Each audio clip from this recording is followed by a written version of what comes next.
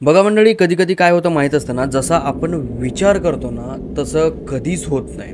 खूप काही अशा गोष्टी असतात ज्या आपल्या विचाराच्या पलीकडे ठरलेल्या असतात किंवा होतात. आणि ज्यावेळेस त्या गोष्टी आपल्यासोबत होतात त्यावेळेस आपण पूर्णपणे चक्क होतो की आईच्या गावात हे आपल्यासोबत काय झालंय.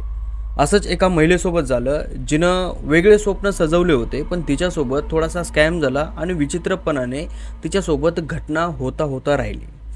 एक महिला होती जी की पूर्णपणे डॉक्टरकीमध्ये ट्रेन झाली होती, म्हणजे पूर्णपणे ती डॉक्टर झाली होती आणि एका हॉस्पिटलमध्ये ती काम करायची.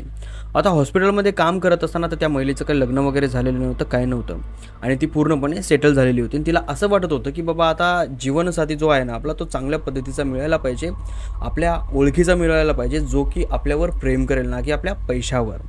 तर ही या आशेमध्ये होते आणि त्याच टायमामध्ये हिची ओळख एका माणसासोबत झाली, एका मुलासोबत झाली.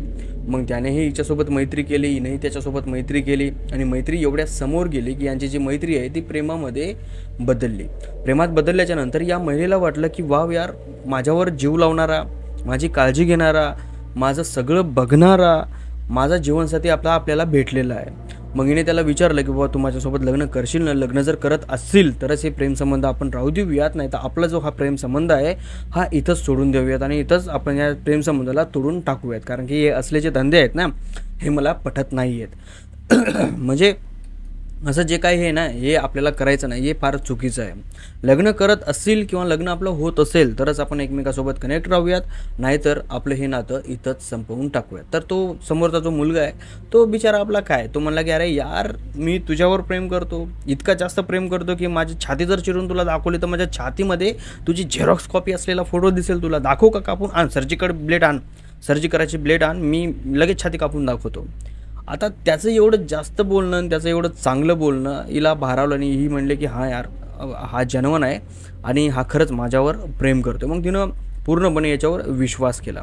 विश्वास केल्याच्या नंतर जे याच्यासोबत घडलं ना ते फारच भयानक आणि फारच विचित्र घडलं.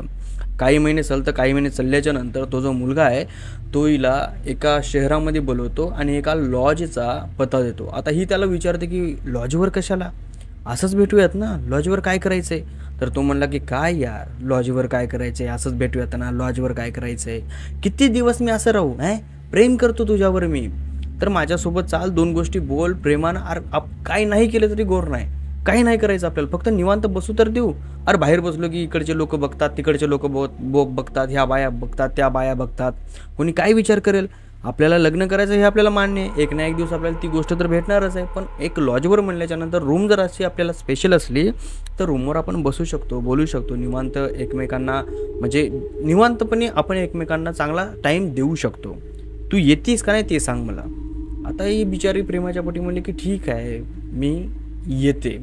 मग ही त्यानं जे पत्ता सांगितलेला आहे त्या पत्त्यावर जाते आणि तिथे गेल्याच्या नंतर त्याच्यासोबत गप्पा वगैरे मारायला लागते. आता जेव्हा ही म्हणली की चला आता मी येते, मला थोडंसं काम आहे, तर तो म्हणला की जाते, ठीक आहे तू जा.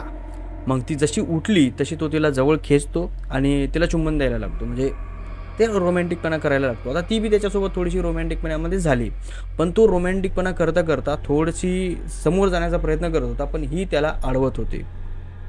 आता ही अडवत होती, तो करत होता. आता त्याने हिला जबरदस्ती पलंगावर ढकललं. ती म्हणली की नको, लग्नाच्या अगोदर कशाला ह्या सगळ्या गोष्टी, लग्न तर होणार आहे ना, लग्नाच्या नंतर आपण करूयात.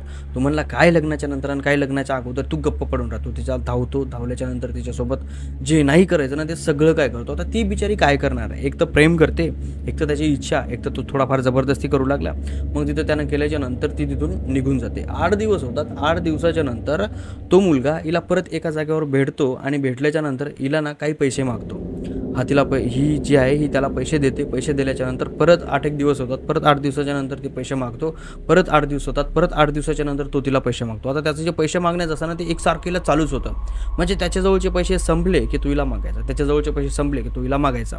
ही म्हणली की अरे बाबा तू इतके पैसे का मागतोयस, अरे मला काही पैसा घरीसुद्धा द्यावा लागतो आणि काही पैसा राहू तर दे, इतका सगळा तू पैसा घालायलाच कुठं, आम्हाला जास्त शहाणपणा करू नको, पैसा दे चुपचाप. मग ही म्हणली की अरे लग्न झाल्याच्या नंतर सगळं तर तुझंच आहे ना, थांब ना, तू इतकी काय गडबड करतोयस. मग हा म्हणला की लग्न काय असतं. मग हिला शॉर्ट बसला, लग्न काय असतं म्हणल्याच्या नंतर. ही म्हणली की का आपल्याला लग्न करायचं नाही का, तू काय विसरलास काय. तो म्हणला की लग्न, येडी झाली काय, लग्न कसं करू मी तुझ्यासोबत. मग ती म्हणली की ठीक आहे, तुला लग्न करायचं नाही ना, तर आपलं नातं इथंच संपवूयात. तू म्हणला की हां, संपवूयात आपलं नातं. मग ती म्हणली की माझा जेवढा पण पैसा घेतलेला आहे ते सगळा पैसा माझा मला वापस दे, कारण की मी मेहनत करून कमावलेला पैसा आहे. तुझ्याजवळ कशाला, तू माझं लग्नच करणार नाही, माझा नवरा होणारच नाहीस, तर तुला मी माझा पैसा देऊ कसा. तो म्हणला की ठीक आहे, तुझा पैसा मी वापस करतो आणि तुझा जो व्हिडिओ आहे माझ्यापाशी तो मी सोशल मीडियावर व्हायरल करतो. ही आरबळी एकदमपणे शांत. हिला शॉक लागला की हा काय बोलायला आहे नेमका. म्हणजे कोणता व्हिडिओ. मग तो आपला मोबाईल काढतो, त्या मोबाईलमध्ये तो व्हिडिओ दाखवतो, ज्या व्हिडिओमध्ये ही आणि तो पलंगावर जे काही कृत्य करत होते ते सगळं काही रेकॉर्ड झालेलं होतं, कारण की त्याने हिच्यासोबत तसं करण्याच्या अगोदर मोबाईलमध्ये रेकॉर्डिंग लावून तिथं ठेवलेली होती. तर ही पूर्णपणे कन्फ्यूज झाली, ही पूर्णपणे आरबळली, ही भ्यायला लागली.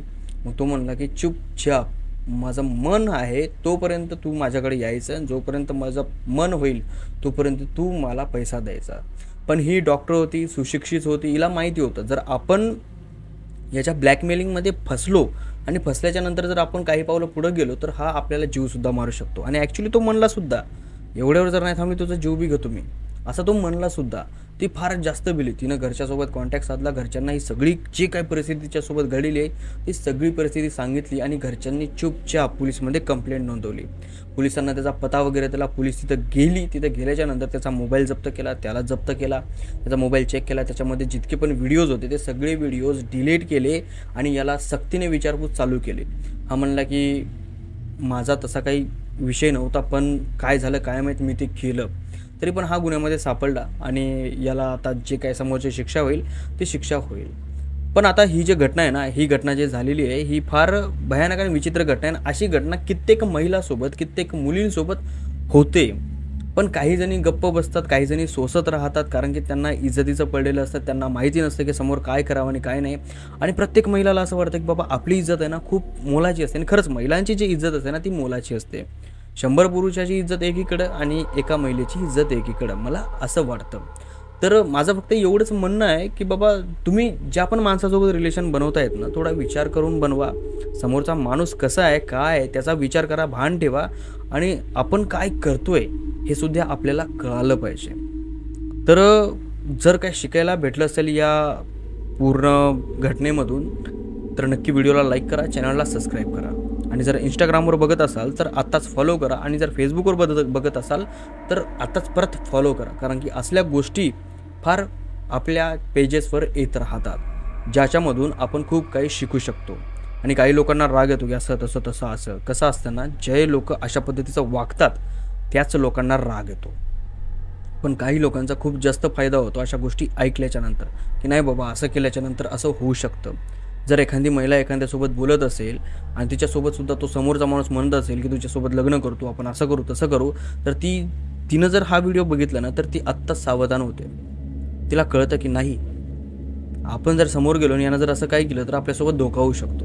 त्यामुळे कसं असतं ना, काही शिकलं पाहिजे, काही कळालं पाहिजे. ह्या गोष्टी वाईट नाही आहेत, ह्या गोष्टी उलट समाजामध्ये होणारे जे क्राईम्स आहेत ना ते थोड्या कमी करण्यासाठी केलेल्या गोष्टी आहेत.